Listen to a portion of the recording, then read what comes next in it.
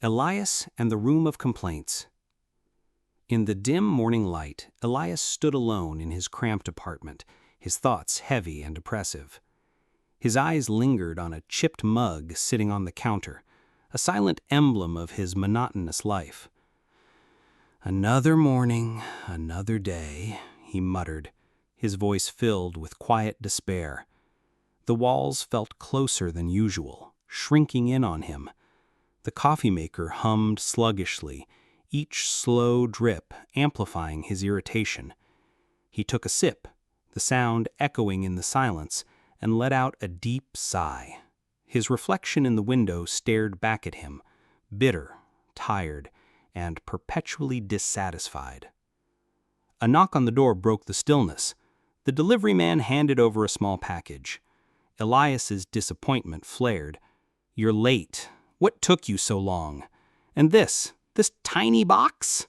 I had to wait for this?" Shuffling back to his dim bedroom, still in his pajamas, Elias grumbled about deadlines, colleagues, and the endless weight of small frustrations. Eventually, he collapsed onto the bed and drifted into an uneasy sleep. When he opened his eyes again, the world had changed. He was no longer in his apartment. Instead, he sat on the cold floor of a stark, empty room. The gray walls loomed, pressing inward. There was no window, no view, only a solid metal door. He ran his fingers along the unyielding surface, searching for a way out. Panic grew. He pounded on the door, his fists aching, his voice hoarse from shouting. But the silence swallowed his cries. Then objects began to appear around him. A worn bed, its springs groaning, a coffee machine sputtering to life, a ticking clock cutting through the quiet. Each object was a reminder of his earlier complaints.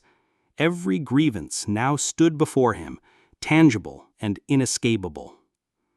The stillness fractured as new irritations filled the air. The bark of a distant dog, the whine of a mosquito, the flicker of a lamp. The room became a prison built from his own negativity. But then something shifted. His eyes returned to the bed.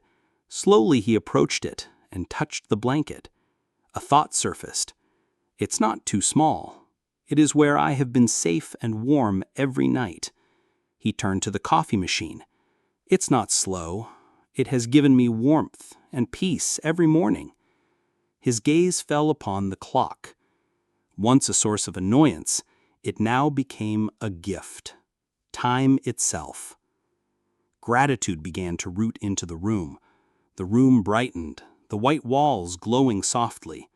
Fear gave way to calm. The metal door cracked open, spilling golden light into the space. Elias stepped forward, feeling the warmth beneath his fingertips. He passed through the doorway and found himself standing in a vast field of flowers, under an endless blue sky. The world had not changed. He had.